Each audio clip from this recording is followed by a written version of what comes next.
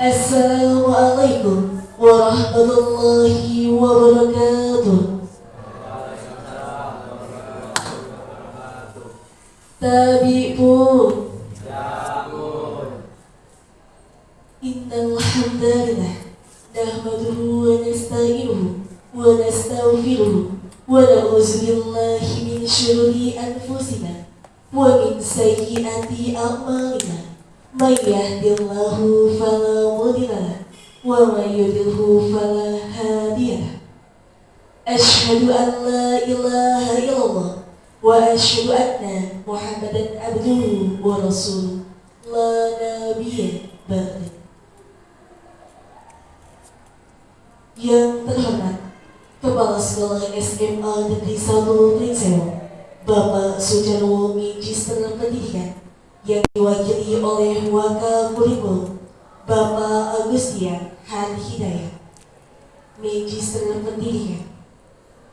Yang kami hormati Bapak Ibu Dewan Guru SMA Negeri 1 Pringsewu yang berbahagia.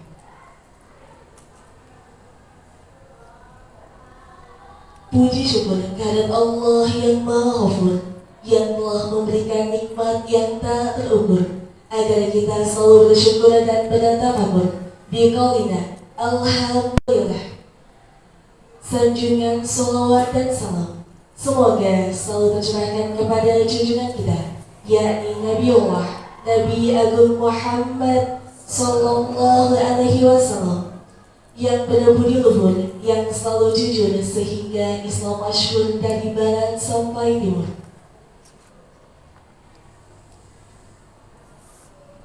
Acara diseminasi pemahaman dan penerapan budaya positif Rabu 16 Syawal 1446 Hijriah bertepatan dengan 21 Agustus 2024.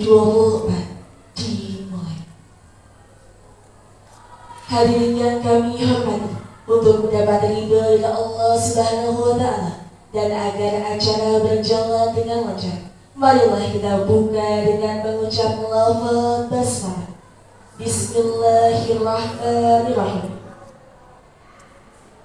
Sambutan yang akan disampaikan oleh Kepala Sekolah SMA Negeri 1 Pringsewu yang akan diwakilkan oleh Wakil Kurikulum kepada Bapak Agustian Han Hidayat, Magister Pendidikan. Kami persilakan.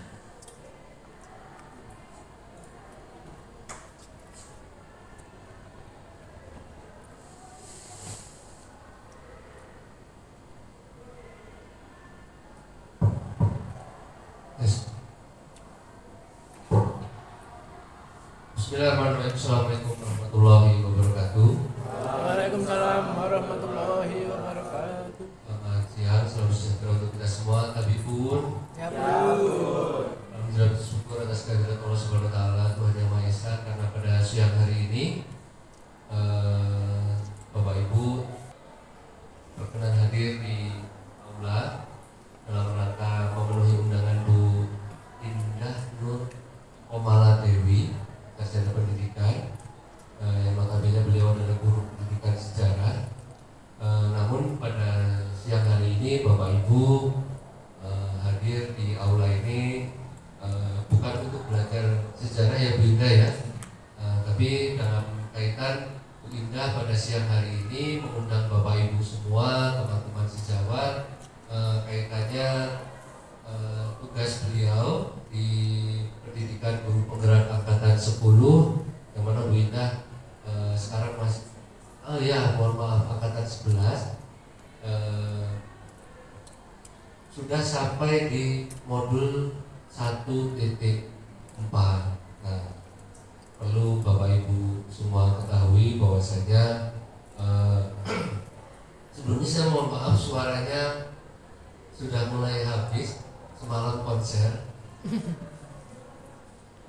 Ya, Bu Indah ini satu-satunya ya Bu ya, the only one from SMA Negeri 1 Pringsewu, guru yang masih berjuang di pendidikan guru penggerak angkatan 11 untuk Kabupaten Pringsewu, yang hari ini sudah sampai di modul 1.4. Bapak Ibu perlu tahu bahwa di pendidikan guru penggerak modulnya itu ada 10 Bapak Ibu, ada 10 modul. Dan Bu Indah sudah sampai hampir setengah perjalanan, sudah di modul 1.4 atau modul keempat. Artinya di modul 1.4 ini juga tadi saya sempat disenggol oleh Bu Indah, Pak Yayan, tolong kaitan nanti mungkin Bapak Ibu ada yang bertanya-tanya kenapa sih saya dikumpulkan di sini. Kayaknya Bu Indah hari ini akan berbagi kepada kita semua. Bu Indah nanti akan memberikan informasi kepada kita semua tentang apa yang sudah beliau dapatkan, tentang apa yang sudah beliau pelajari, apa yang sudah selama ini dipraktekkan di pembelajaran kaitannya dengan modul 1.4 budaya positif. Nah, di budaya positif itu nanti ada materi apa saja gitu kan ya. Mungkin nanti Bu Indah akan menyinggung istilah restitusi, makanan apa itu restitusi gitu kan ya. Nah, ternyata bukan makanan, nanti akan dijelaskan lebih detail. Kemudian akan dibahas pula mungkin kaitan-kaitan dengan kebutuhan manusia, kemudian karakter-karakter siswa, yang mana kita setiap hari pasti akan bersinggungan dengan siswa, kita akan berhubungan dengan siswa. Tentu Bapak Ibu mengharapkan siswa-siswi yang baik tentunya. Kalau ada pertanyaan kepada Bapak Ibu, mending punya murid pintar atau murid baik? Jawabannya apa?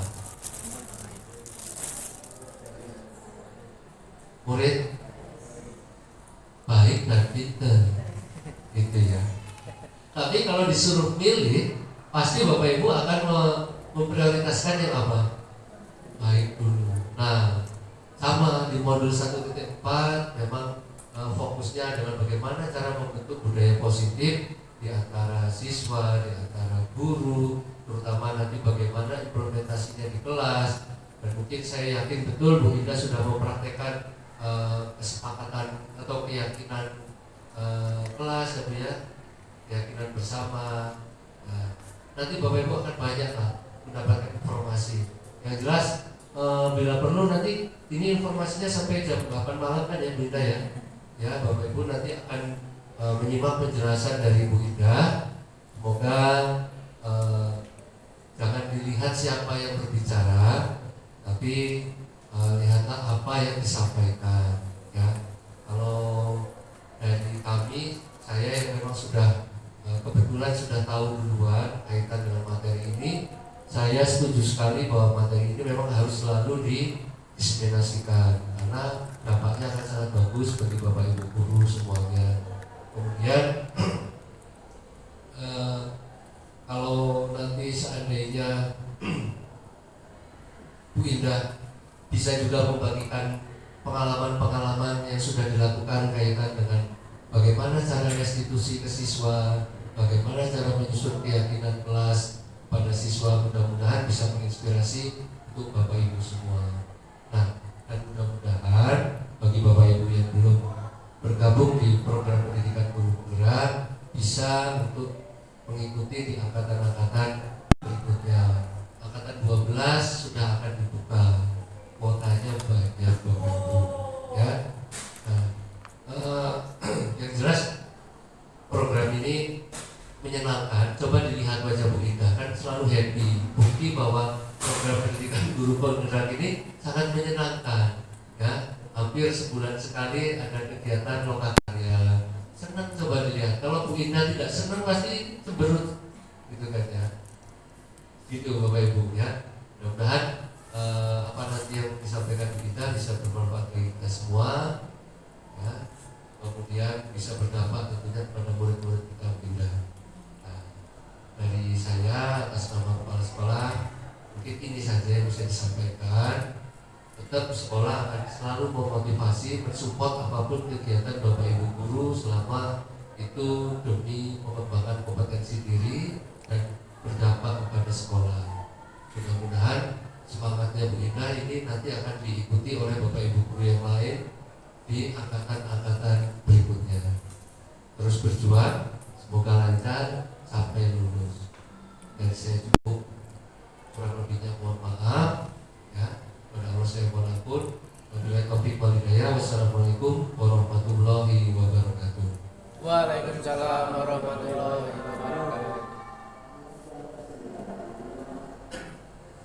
Kami ucapkan terima kasih kepada Bapak Agustian Khan Hidayat di Sana Pendidikan.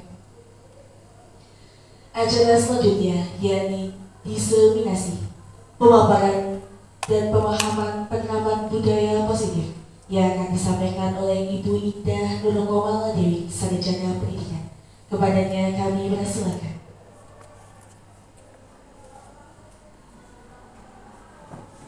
Oke, bismillahirrahmanirrahim. Assalamualaikum warahmatullahi wabarakatuh. Waalaikumsalam warahmatullahi wabarakatuh.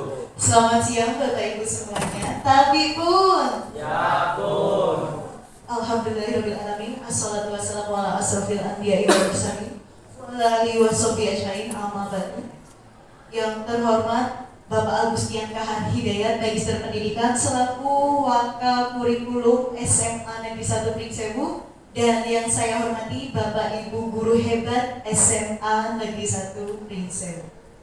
Puji Allah Subhanahu wa Ta'ala yang telah melimpahkan rahmat dan hidayahnya kepada kita sehingga pada hari ini kita dapat berkumpul bersama dalam acara diseminasi pemahaman dan penerapan budaya positif dalam kegiatan aksi nyata modul 1.4, yaitu tentang budaya positif.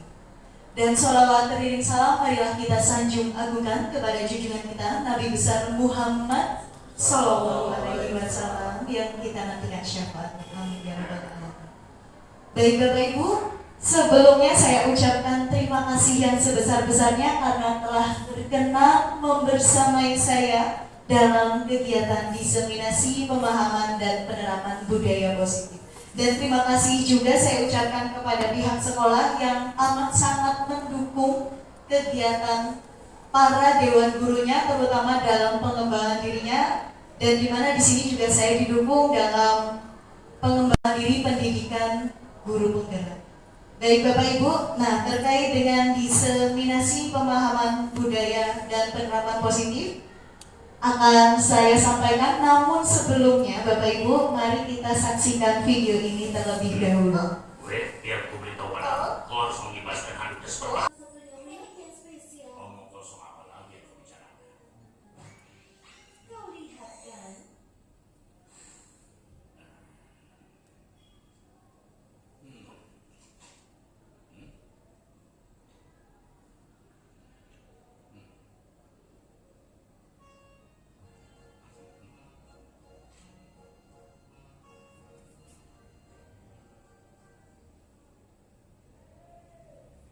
Oke, coba Bapak Ibu ya.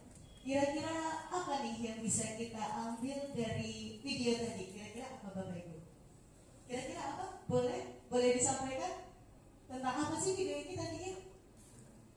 Gak apa-apa. Tentang percaya diri. Tentang apa lagi? Tentang apa lagi? Gak ada yang salah, benar semua. Apa lagi kira-kira? Tadi itu kenapa sih si Will ada apa? Dia berbeda dengan yang lain. Benar ya Bapak Ibu ya? Nah, dari sini Bapak Ibu kita bisa melihat. Nah, dari sini Bapak Ibu kita bisa belajar, kita bisa mengambil hikmah. Setiap anak itu tidak bisa memilih di mana dia dilahirkan, bagaimana dia dilahirkan, dan seperti apa dia dilahirkan.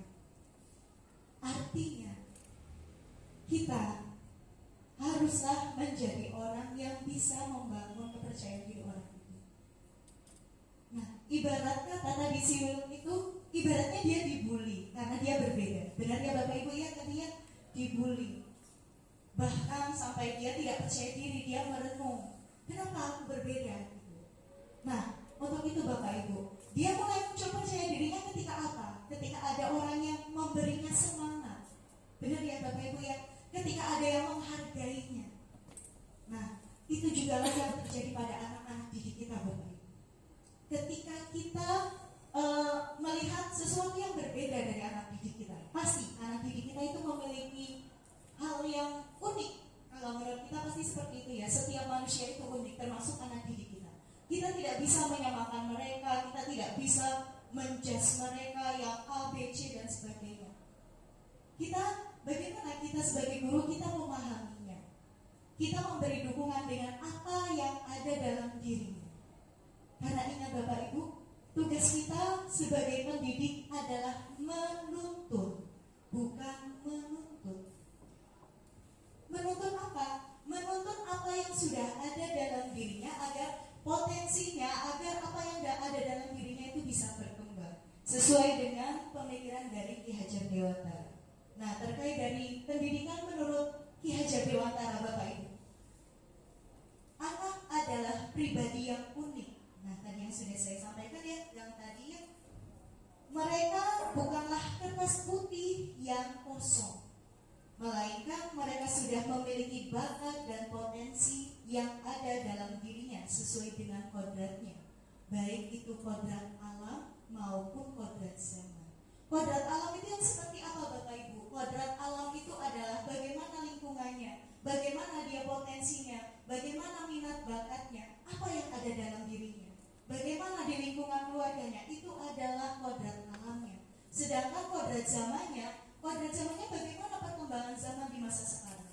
Makanya kita sebagai pendidik haruslah menyesuaikan, menuntun, mendidik sesuai dengan kodratnya, kodrat alam maupun kodrat zaman anak-anak didik kita Bapak Ibu.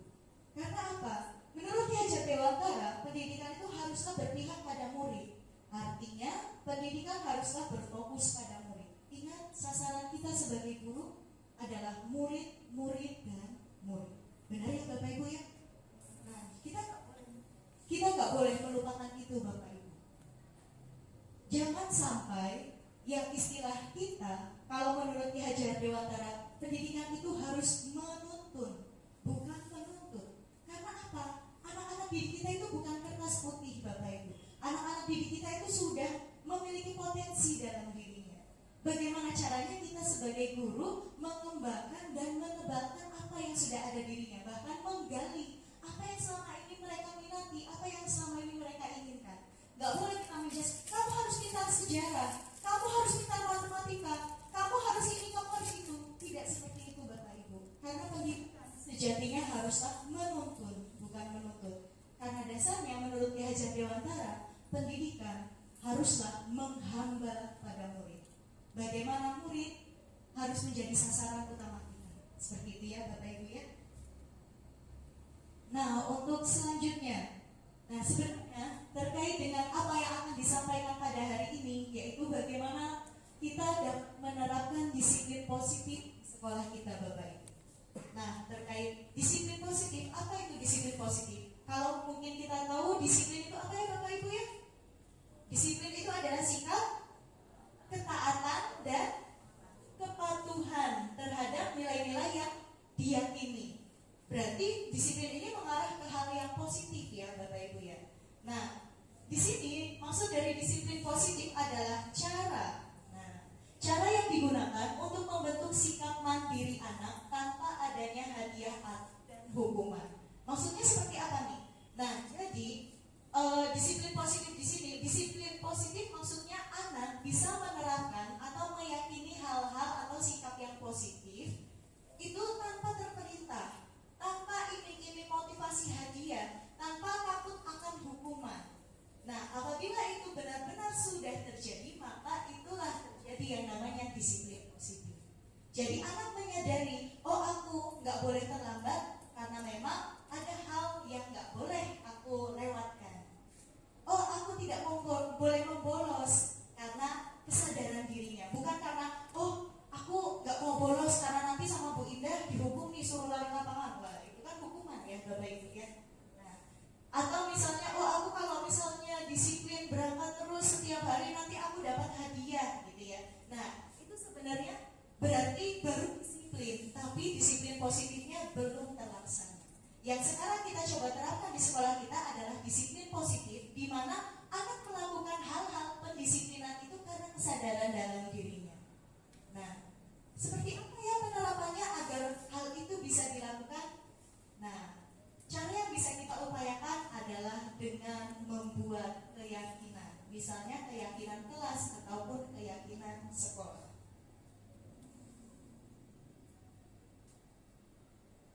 Nah, sebenarnya kalau dibilang ya Bapak Ibu ya, ada 3 motivasi perilaku manusia. Jadi manusia itu tergerak karena ada 3 motivasi yang mendukung mungkin kita juga ada poin-poin ini ya. Ini menurut Yani Gosen. Nah, di mana di situ ada 3 motivasi perilaku manusia untuk bergerak. Yang pertama, untuk menghindari ketidaknyamanan atau hukuman. Seperti itu ya, Bapak Ibu ya. Yang kedua, untuk mendapatkan imbalan atau penghargaan dari orang lain. Nah, terus yang ketiga, untuk menjadi orang yang merdeka. Yang mereka inginkan untuk dapat menghargai diri sendiri dengan nilai-nilai yang mereka percaya. Nah, poin disiplin positif Bapak Ibu yang dimaksudkan adalah harapannya yang ketiga, bukan motivasi yang pertama atau yang kedua. Kalau kita bisa menerapkan poin penerapan disiplin, karena anak-anak bisa menyadari, bisa sadar akan apa yang dilakukannya.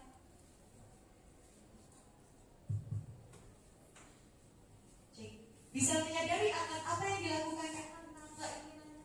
Kayaknya nggak usah pakai ini ya Bapak Ibu ya. Kedengeran ya Bapak Ibu ya. Nah, oke. Jadi biar bisa menyadari apa yang dilakukannya itu adalah sebuah kebaikan untuk dirinya. Nah, itulah disiplin positif mulai bisa mulai benar-benar diterapkan di sekolah Bapak Ibu. Bagaimana disiplin positif bisa dilakukan? Yaitu dengan adanya membuat keyakinan kelas seperti yang saya sampaikan. Loh, kenapa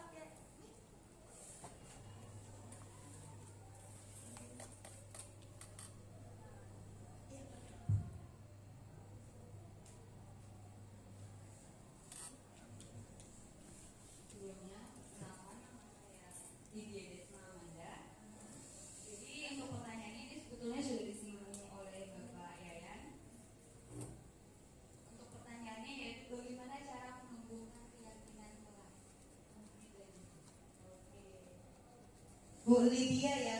Dikoplos dong buat Bu Lydia, luar biasa. Luar biasa ya Bu Lydia. Bagaimana cara untuk menumbuhkan keyakinan kelas ya? Nah, jadi Bapak Ibu, seperti tadi memang saya singgung sedikit tentang keyakinan kelas. Jadi, terkait keyakinan kelas, kalau yang saya terapkan di kelas Bapak Ibu, jadi kita kan memang di sekolah itu sudah memiliki peraturan. Nah, tapi kita coba melibatkan anak untuk membuat kesepakatan kelas.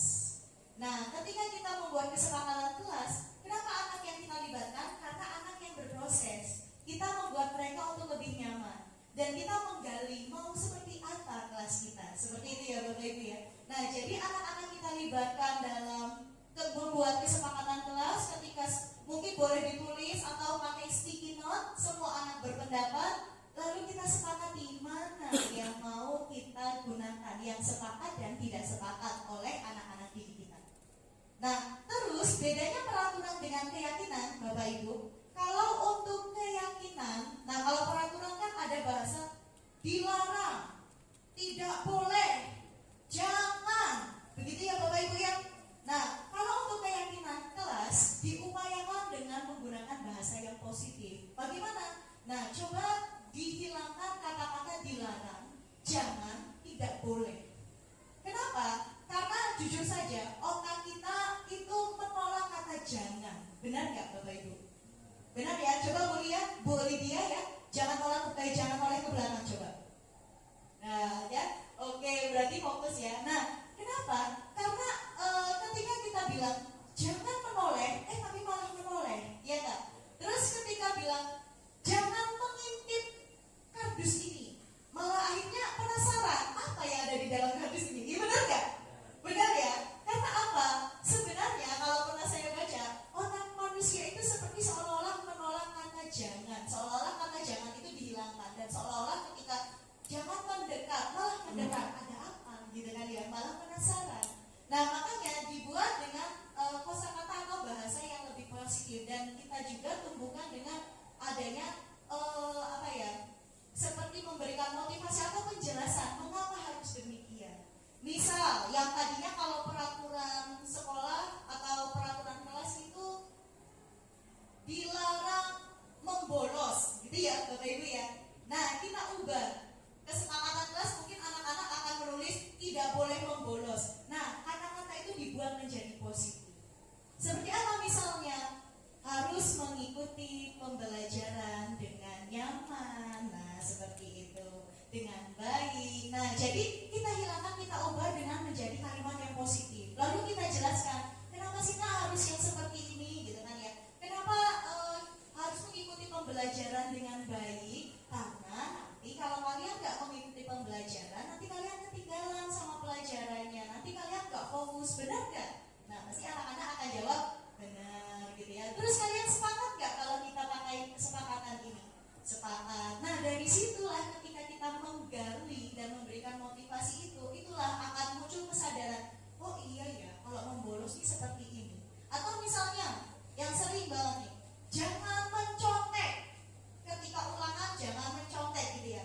Jangannya itu seolah-olah kayak hilang gitu kan ya. Akhirnya jadi apa? Mencontek gitu kan ya. Padahal ada larangan jangan mencontek. Nah, kita beri ini motivasi, kita beri kosakata itu dirubah menjadi sisi positif. Belajarlah jujur. Nah, kita kasih tahu kenapa harus belajar jujur. Karena ketika kita tidak jujur, nanti gurumu tidak akan tahu kemampuanmu. Berarti kalau kamu mencontek sama temanmu, berarti itu kemampuan temanmu, gitu kan ya. Nah, nanti gurunya berarti nanti akhirnya guru nggak tahu bagaimana perkembangan, gitu kan ya. Nah, jadi anak berpikir, oh iya ya, ternyata mencontek itu merugikan ya. Oh iya ya, ternyata kalau mencontek ini dampaknya seperti ini ya. Nah, kita sebagai guru yang ibaratnya seperti memberikan gambaran atau motivasi penjelasan. Jadi anak-anak itu akan terbuka dan meyakini apa yang menjadi kesepakatan itu menjadi keyakinan dalam dirinya. Yang akhirnya nantinya anak-anak itu akan tergerak sesuai karena mereka percaya bahwa itu adalah hal yang benar. Bukan lagi karena iming-iming kalau nggak nyontek nanti dapat permen, kalau nggak nyontek nanti ini, gitu kan ya. Nah, itu kan hadiah. Atau misalnya kalau mencontek nanti ibu robek kertasnya, atau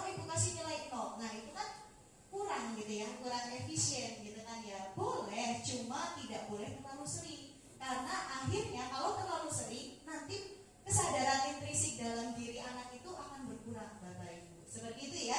Bagaimana Bu Lydia? Cukup? Cukup. Kalau gitu kita lanjut ya Bapak Ibu ya. Nah, untuk selanjutnya Bapak Ibu. Nah, di sini Bapak Ibu, mungkin kita sering ya mendengar ya, anak-anak itu si A nakal gitu ya Bapak Ibu ya. Nah, sebenarnya Bapak Ibu, anak-anak itu ketika nakal atau bukan nakal ya, mungkin mencari perhatian gitu ya Bapak Ibu ya. Nah, itu tuh ada sesuatu kebutuhan yang dia inginkan tapi tidak tercapai. Sebenarnya kebutuhan dasar manusia itu ada 5 Bapak Ibu. Nah, itu ada kebutuhan dasar untuk bertahan hidup, terus juga kebutuhan kasih sayang dan rasa diterima, terus juga ada perasaan kebutuhan untuk bebas, yaitu kebebasan, kesenangan, dan juga penguasaan. Nah, ketika anak itu biasanya ada kan anak yang mencari perhatian, gitu ya Bapak Ibu ya. Nah, coba kita telusuri dulu, jangan langsung kamu anak nakal, kamu suka bolos, kamu ini, kamu itu, bla bla bla bla, gitu kan ya. Nah, itu kita nggak boleh seperti itu Bapak Ibu. Kita cari tahu dulu, kita gali, ada apa dengan anak ini, kebutuhan mana yang tidak tercapai sehingga anak ini melakukan hal seperti itu ya Bapak Ibu ya. Nah, jadi sebenarnya kita sebagai manusia itu akan melakukan usaha terbaik untuk memenuhi kebutuhan ini, dan apabila kebutuhan ini tidak tercapai, kita akan berupaya melakukan sesuatu. Misalnya, menurut dia ketika ngobrol di kelas itu ada rasa senang dalam dirinya, gitu kan ya. Nah, ketika ngobrol di kelas jangan, nah kamu suka ngobrol, kamu ini, jangan. Ayo, kenapa? Nah, ketika pas udah selesai, kita ajak ngobrol. Tadi kenapa, gitu kan ya? Ini Bu, gini-gini kan dia akan bercerita. Oh gitu, kira-kira kalau ngobrol seneng banget ya? Iya sih Bu, asik, seru. Oh iya, nah kira-kira gimana ya besok biar rasa senang, kan itu ada rasa senang yang terhindarkan gitu kan ya, tidak terpenuhi, makanya dia mencari rasa senang itu ketika pembelajaran kita ya. Jadi makanya kita tanya, nah kita juga mengevaluasi diri, oh berarti pembelajaran kita harus membuat menyenangkan gitu Bapak Ibu ya. Kita yang harus juga mengevaluasi diri. Nah, untuk selanjutnya, nah ada 5 posisi kontrol guru Bapak Ibu. Nah, di sini 5 posisi kontrol guru itu ada posisi sebagai penghukum, posisi guru sebagai pembuat merasa bersalah, posisi sebagai teman, posisi sebagai pemantau, dan posisi sebagai manajer. Kira-kira kita ada di posisi mana ya Bapak Ibu ya saat ini ya? Nggak perlu dijawab, kita lihat video berikut ini ya Bapak Ibu ya. Untuk lebih jelasnya kita simak sama-sama 5 posisi kontrol guru.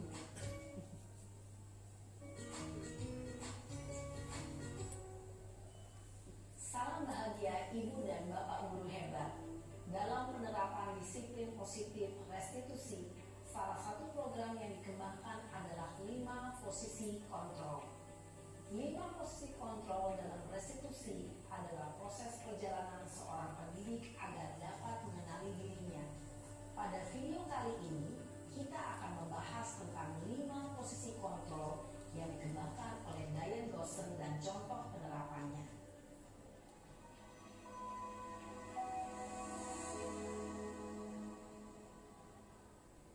5 posisi kontrol itu adalah 1. Posisi penghukum, 2. Posisi pembuat merasa bersalah, 3. Posisi teman, 4. Posisi pemantau atau monitor, dan 5. Posisi manajer. Untuk lebih memahami kelima posisi tersebut, mari kita saksikan kasus Naren yang terlambat hadir 20 menit di sekolah dan melihat bagaimana kelima posisi kontrol dalam menghadapi masalah tersebut.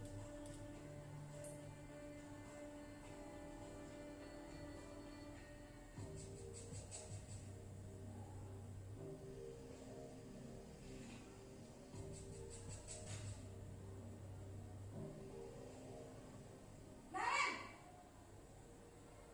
sini kamu. Selamat pagi Bu.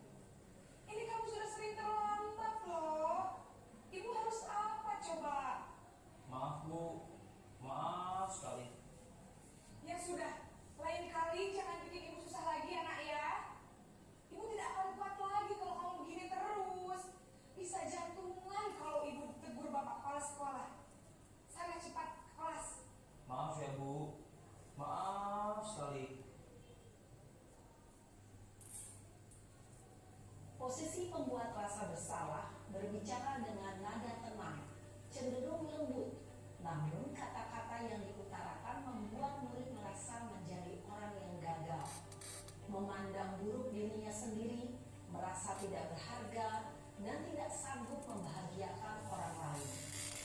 Ketika guru mengambil posisi pembuat rasa bersalah, murid akan menganggap dirinya yang bersalah dan ia akan menyimpan emosi negatif tersebut di dalam dirinya.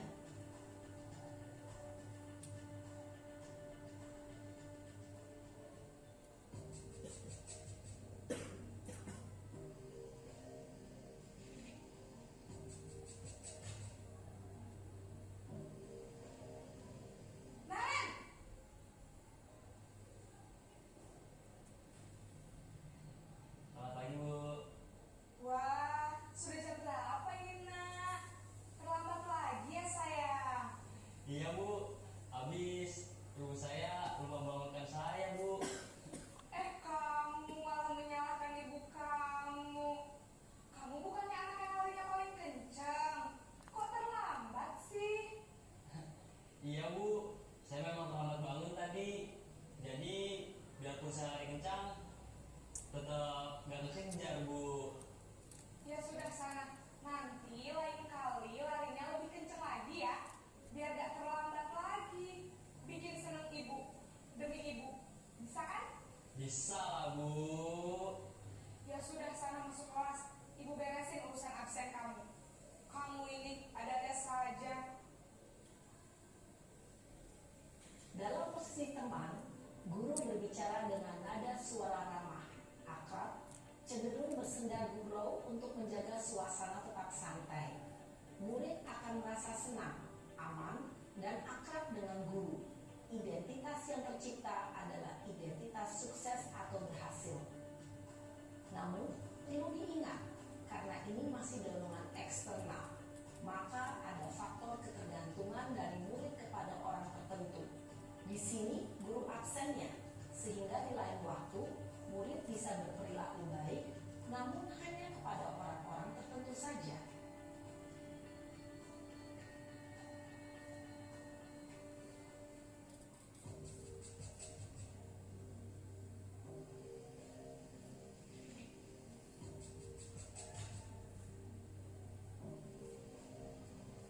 Naren!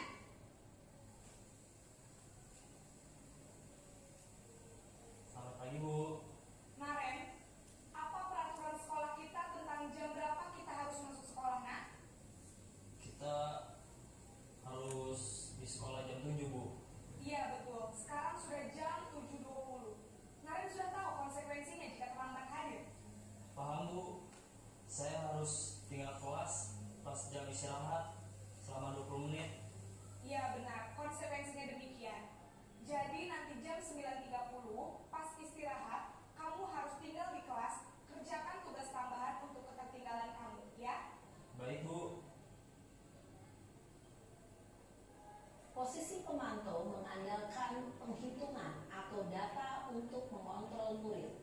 Guru mengarahkan murid berdasarkan peraturan dan konsekuensi. Seorang pemantau menunjukkan bahasa tubuh dan ekspresi wajah yang datar dan cenderung formal.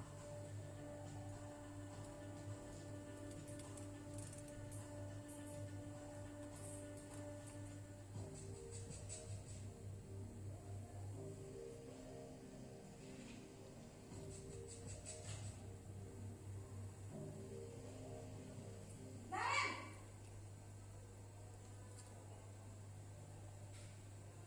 Selamat pagi, Bu. Selamat pagi, Naren. Maaf, Bu. Saya terlambat. Iya, sekolah masuknya jam 7, sekarang sudah jam 7.20. Jadi sekarang bagaimana ini, Naren? Maaf, Bu. Saya lupa alarm saya semalam. Baiklah, menurut kamu, keyakinan sekolah yang mana yang perlu kamu tingkatkan?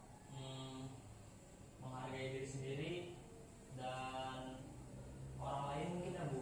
Setuju. Jadi, apakah Naren meyakini prinsip saling menghormati tersebut? Iya, Bu. Saya meyakininya. Apakah Naren bersedia memperbaiki masalah keterlambatan ini? Bersedia, Bu. Bagaimana kamu akan perbaiki masalah keterlambatan ini? tidak lupa menyetel alarm saya, Bu. Baik, kalau Naren lupa menyetel alarm di rumah, ada orang yang kira-kira bisa bantu mengingatkan tidak?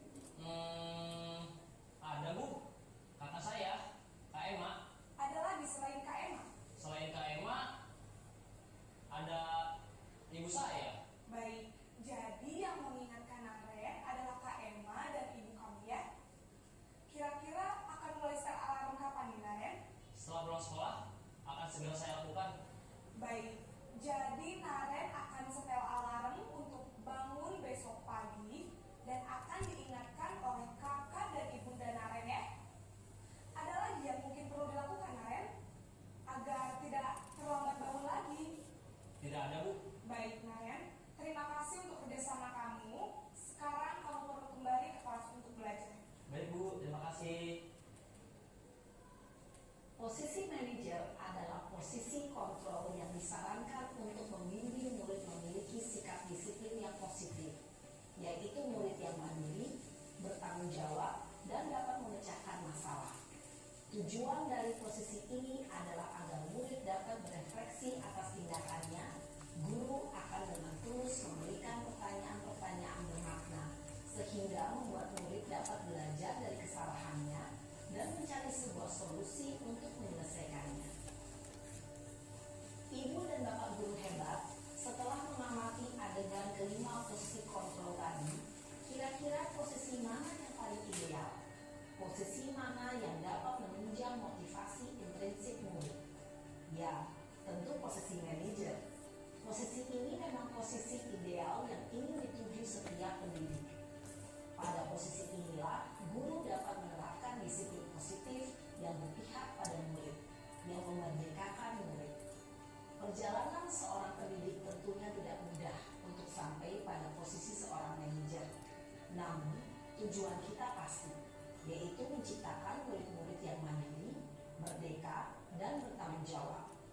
Semoga penggambaran 5 posisi kontrol yang telah diperlihatkan ini dapat menjadi ajang refleksi bagi kita semua, agar dapat terus mengasah dan menerapkan disiplin positif yang memerdekakan murid. Mari terus berlatih dan bersemangat. Selamat menerapkan. Salam dan bahagia Ibu dan Bapak Guru hebat. Tepuk tangannya dong untuk video kita. Baik Bapak Ibu, tadi sudah lihat ya ada 5 posisi kontrol. Ada 5 posisi kontrol. Kira-kira mana yang paling ideal Bapak Ibu? Sebagai manajer. Kenapa kalau posisi kontrol sebagai penghukum? Kenapa memangnya? Ya, membuat muridnya merasa bersalah atau dia merasa takut ya. Lama-kelamaan dia bisa menjadi pendendam. Karena biasanya posisi kontrol sebagai penghukum, dia akan merasa bahwa apa yang dia lakukan itu sudah sangat baik, nggak boleh ganggu-gugat, pokoknya harus A gitu ya. Nah, kalau posisi kontrol sebagai penghukum, kamu salah, ya salah gitu ya. Tidak mendengar penjelasan seperti yang tadi dicontohkan di video ya. Pokoknya kamu salah. Biasanya posisi kontrol sebagai penghukum ini dia menghardik atau dengan kondisi atau intonasi yang marah gitu ya. Naren, gitu kan ya. Telat lagi. Mau jadi apa kamu? Seperti itu ya. Kamu ini udah telat, ngeyel lagi gitu ya tadi ya. Nah, itu sebagai penghukum Bapak Ibu. Jadi di sini biasanya intonasinya keras dan khawatirnya ini akan berdampak, akan menimbulkan dendam pada anak-anak didik kita. Kalau misalnya mungkin mereka emosi, mungkin mereka waktu itu cuma dendam sebel aja. Tapi kalau misalnya nekat, anak-anak yang nekat, Bapak Ibu hati-hati. Bisa jadi Bapak Ibu pulang sekolah ban motornya udah nggak utuh lagi.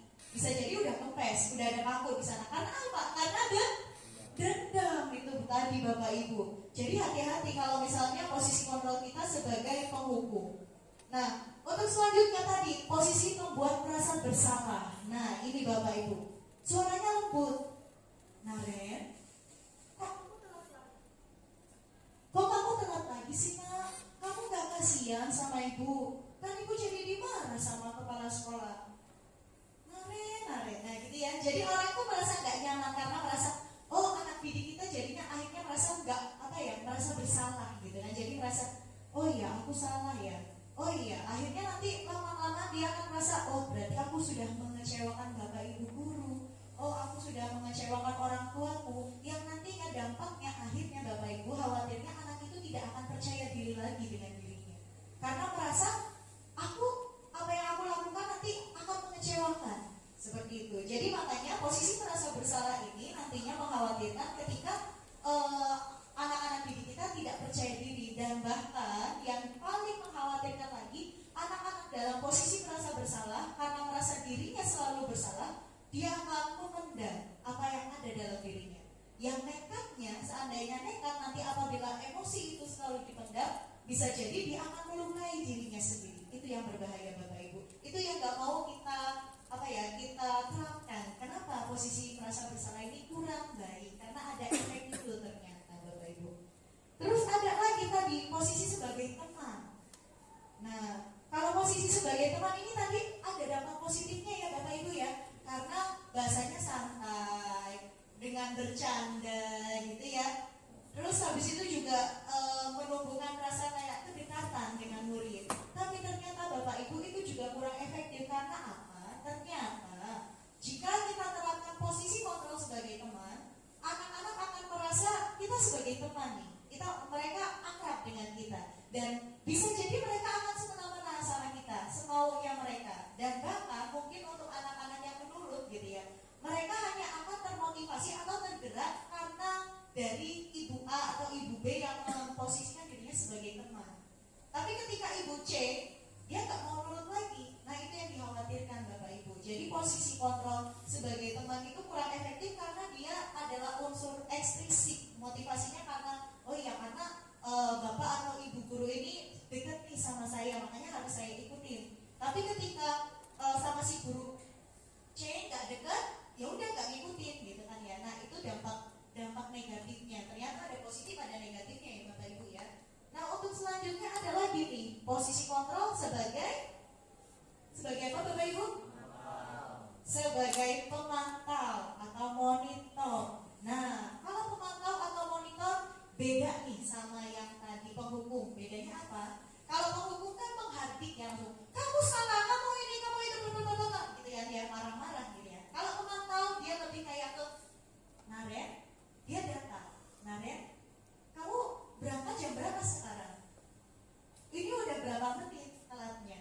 Masuk sekolah jam berapa? Terus konsekuensinya apa kalau kamu terlambat? Nah dia lebih datar, tapi lebih seperti ya langsung memberikan konsekuensinya Bapak Ibu. Tidak menanyakan karena kenapa, tidak memahami bagaimana kondisi dengan anak murid gitu ya. Siapa tahu anak murid itu karena insiden yang tidak diinginkan, kita nggak tahu.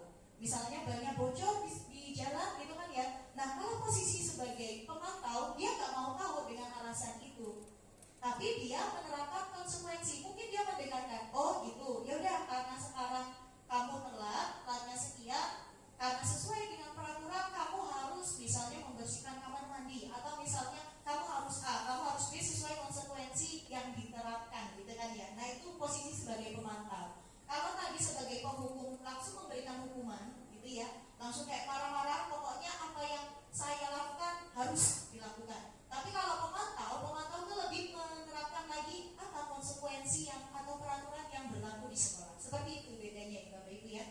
Nah, dan ini posisi yang paling ideal Bapak Ibu, yaitu posisi kontrol sebagai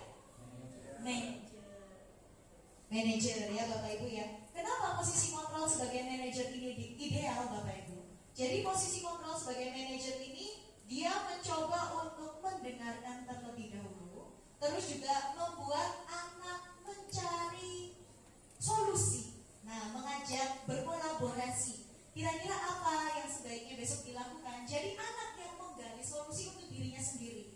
Anak mengakui kalau memang menyadari kalau dia salah, menyadari ada sesuatu yang dia langgar dari keyakinannya gitu kan ya. Nah lalu diajak berkolaborasi. Jadi apa yang harus dilakukan biar besok tidak terulang lagi. Nah seperti itu Bapak Ibu. Jadi posisi manajer ini mengajak anak untuk memperbaiki diri sesuai dengan kesadaran dalam dirinya. Dia yang mencari solusi. Nah seperti itu ya Bapak Ibu ya. Nah terus yang terakhir Bapak Ibu. Nah ini sebagai manajer ada yang diterapkan, yaitu segitiga restitusi. Nah, jadi dalam segitiga restitusi di sini, yang pertama kali ketika menemui anak yang melakukan kesalahan, jangan langsung dijudge Bapak Ibu. Kita bisa dengan menstabilkan identitas terlebih dahulu. Menstabilkan identitas itu yang seperti apa? Nah, maksudnya di sini tuh seolah-olah membuat anak itu tidak terlalu terfokus dia salah dan salah. Karena memang restitusi itu nggak boleh kalau misalnya nggak akan bisa dilakukan ketika anak itu terus condong akan kesalahannya. Jadi restitusi di sini ada menstabilkan identitas di mana anak akan berpikir, oh ya aku memang salah, berarti aku harus perbaikan diri. Nah dari sini menstabilkan identitas di sini Bapak Ibu ya. Lalu selanjutnya setelah menstabilkan identitas itu ada validasi tindakan yang salah. Nah validasi tindakan yang salah, nah kita mencari tahu, kamu pasti punya alasan kenapa kamu melakukan itu. Nah validasi tindakan yang salah dulu, kita dengarkan dulu. Baru nanti kita tanya keyakinan mana yang kamu langgar. Nah setelah dia mengetahui, oh iya keyakinan, sudah sadar kesalahannya, sudah tahu kalau dia salah, mana keyakinan yang kamu langgar? Oh iya aku seperti Nara tadi, oh iya keyakinanku adalah tidak menghargai waktu dan tidak menghargai orang lain. Seperti itu ya tadi ya. Nah jadi gimana caranya? Lanjutan. Jadi segitiga restitusi ini awal untuk memancing. Nah setelahnya baru cari solusi dengan mengajak anak atau berkolaborasi dengan anak untuk mencari solusi sebaiknya seperti apa yang harus dilakukan untuk perbaikan ke depannya. Seperti itu ya Bapak Ibu ya. Nah itu. Makanya dalam posisi manajer itu dianggap ideal karena dia menerapkan yang namanya segitiga restitusi ini Bapak Ibu ya. Dan terakhir yang perlu diperhatikan saat melakukan restitusi itu tidak menyarankan guru bicara ke murid bahwa melanggar aturan adalah sikap yang baik. Ingat ya Bapak Ibu ya. Tapi dalam restitusi guru harus memahami alasannya dan paham bahwa setiap orang pasti akan melakukan yang terbaik di waktu tertentu. Maksudnya bukan dalam artian ketika ini ya semua manusia misal divalidasi ya tadi dicontoh validasi tindakan yang salah. Di sini ada setiap orang pasti pernah melakukan kesalahan. Tapi bukan berarti nggak apa-apa kamu salah, bukan. Itu yang salah ya. Restitusi tidak boleh seperti itu. Jadi dalam validasi menstabilkan identitas, nah di sini boleh Bapak Ibu membuat biar anak ini tidak terlalu terfokus dengan kesalahannya. Jadi dibuat sadar, nggak apa-apa. Semua orang pernah melakukan kesalahan, tapi bagaimana kamu bisa memperbaikinya, gitu. Jadi anak, oh iya, aku salah, berarti besok aku harus memperbaiki. Kalau misalnya kita membenarkan, hati-hati Bapak Ibu ini yang takutnya agak riskan karena kan ini kurikulum merdeka, anak nggak boleh dimarahin gitu ya, ibaratnya bahasanya gitu. Nah ini hati-hati Bapak Ibu. Jadi dalam restitusi itu bukan membenarkan kesalahan anak, tapi maksudnya bukan membenarkan apa tindakan salah yang dilakukan anak, gitu ya. Tapi dalam artian di sini menstabilkan identitas itu membuat anak dia menyadari kesalahannya dan dia bersiap untuk memperbaiki diri. Tapi ingat, hati-hati dengan kata-kata kita ketika menstabilkan identitas. Kita nggak boleh bilang nggak apa-apa kamu salah, nggak apa-apa kamu salah, nggak apa-apa, jangan ya. Itu yang nggak boleh ya Bapak Ibu ya. Oke. Nah kalau begitu mungkin cukup dari saya kembalikan ke moderator. Terima kasih.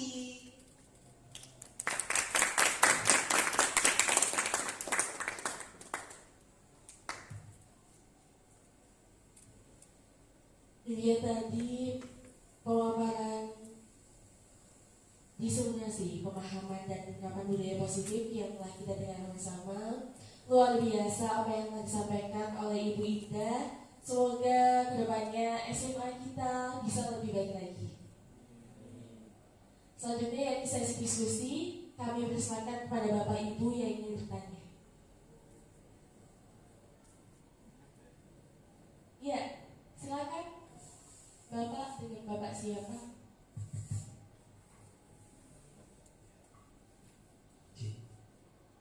Izin tanpa salah Bu, perkenalkan nama saya Dwi Imam Saputra.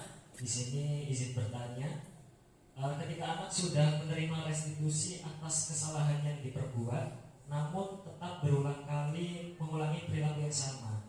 Nah, orang tua atau pendidik mungkin merasa bingung dan frustasi. Nah, dalam hal ini ada pertanyaan yang menarik, bahwasanya apa yang harus dilakukan jika anak sudah dilakukan restitusi namun tetap bebal atau terus mengulangi kesalahannya lagi dan lagi. Nah, bagaimana cara efektif menghadapi situasi ini dan membantu anak belajar dari kesalahan mereka? Terima kasih. Baik, terima kasih Pak Imam. Langsung ya Bapak Ibu ya. Beri tepuk tangan untuk Pak Imam. Luar biasa ya pertanyaannya ya. Ini juga sebenarnya pertanyaan saya ketika saya masa pendidikan Bapak Ibu. Karena memang restitusi anak mungkin dalam artian kita nih udah menemukan udah restitusi, kok lagi dia mengulangi kesalahannya lagi dan kesalahannya sama seperti itu ya. Direstitusi lagi, kok lagi? Waduh, ini bebal nih ya, ibaratnya bahasanya bebal ya. Atau dalam artian kok nggak ada perubahan nih?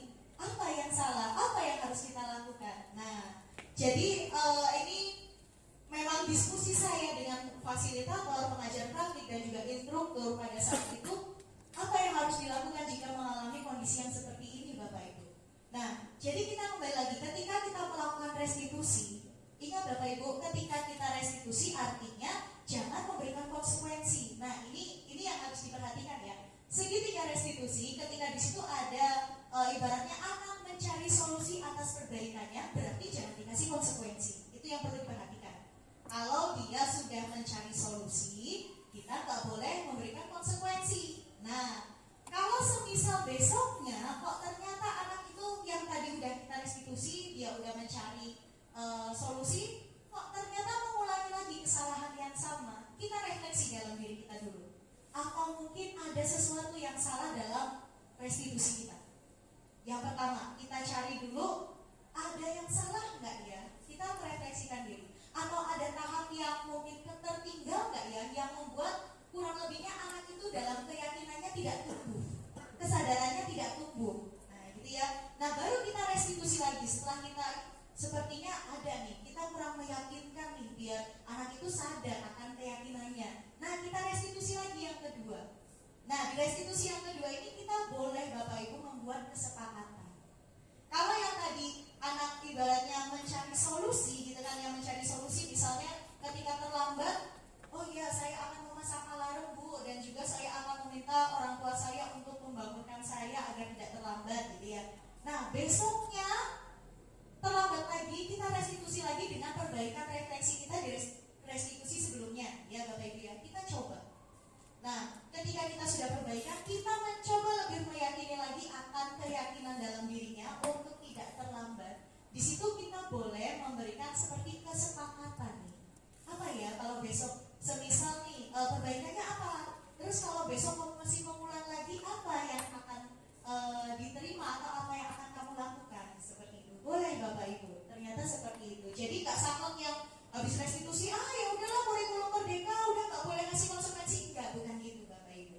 Jadi kembali lagi kita refleksi, kita restitusi lagi, kita buat kesepakatan dengan anak tersebut. Lalu kemudian ketika lagi-lagi ini kesempatan ketiga yang ibaratnya ya Bapak Ibu ya, kok mengulangi kesalahan yang sama gitu kan ya. Nah, baru boleh kita lakukan konsekuensi sesuai kesepakatan sebelumnya. Seperti itu Bapak Ibu. Jadi bukan berarti kurikulum merdeka karena ada restitusi nggak boleh menghukum, bukan seperti itu. Jadi jatuhnya karena ini kan pendisiplinan ya Bapak Ibu ya, disiplin. Nah, bisa jadi kesadaran dalam dirinya memang belum muncul, dan bisa jadi itu bisa kita pancing gitu kan ya, kita pancing dengan kesepakatan itu tadi ya, dengan keyakinan agar lebih yakin lagi gitu kan ya. Kalau memangnya nanti yang ketiga kali dia mengulang lagi, lakukan kesepakatan yang sudah disepakati sesuai konsekuensi yang dia berikan gitu ya Bapak Ibu ya. Nah, jadi seperti itu. Jadi gak serta-merta mentang-mentang kurikulum merdeka ada restitusi terus kita pokoknya udahlah anaknya kan gak boleh dimarahin, gak boleh kasih hukuman. Bukan seperti itu juga Bapak Ibu ya. Tapi ingat, konsekuensi yang kita berikan juga harus mengukur, bukan konsekuensi yang tidak karena kita pendidik ya Bapak Ibu ya. Jadi konsekuensi yang kita lakukan harus ada nilai-nilai berpendidikan Bapak Ibu. Jangan sembarangan. Masa cuma gara-gara terlambat terus lari lapangan? Apa hubungannya terlambat dengan lari lapangan? Gitu. Kecuali kalau guru olahraga, terlambatnya di jam pelajaran olahraga karena kan fisik, olahraga fisik. Kan berarti belum pemanasan, ya udah muter lapangan. Itu nggak masalah. Tapi ketika kita di kelas misalnya anak itu terlambat, gitu kan ya, kita nggak boleh memberikan hukuman yang semacam fisik karena kan kita itu kondisinya di kelas bukan pelajaran olahraga. Seperti itu ya.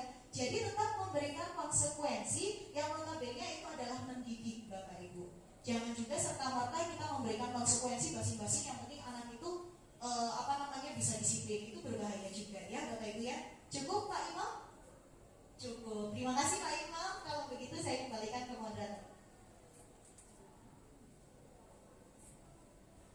Baik, terima kasih Ibu Indah. Mungkin ada yang ingin ditanyakan lagi Bapak Ibu, kami persilakan. Cukup ya?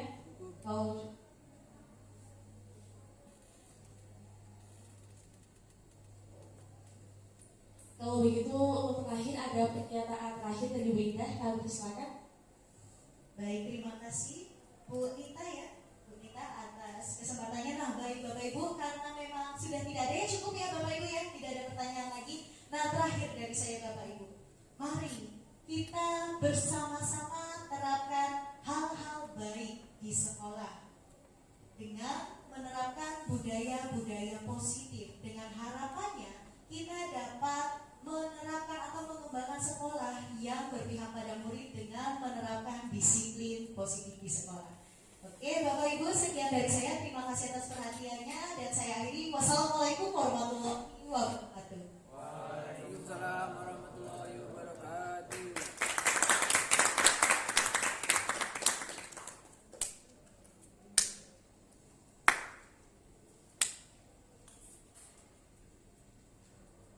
Baik, demikianlah rangkaian acara diseminasi pemahaman dan penerapan budaya positif telah kita lalui bersama dan tibalah kita di penghujung acara. Di sini saya selaku moderator, apabila terdapat salah kata atau tingkah laku yang kurang berkenan, saya mohon maaf yang sebesar-besarnya. Marilah kita tutup acara ini dengan mengucap lafaz hamdalah. Alhamdulillahirabbil alamin. Billahi fi sabilillah fastabiqul khairat. Wassalamualaikum warahmatullahi wabarakatuh.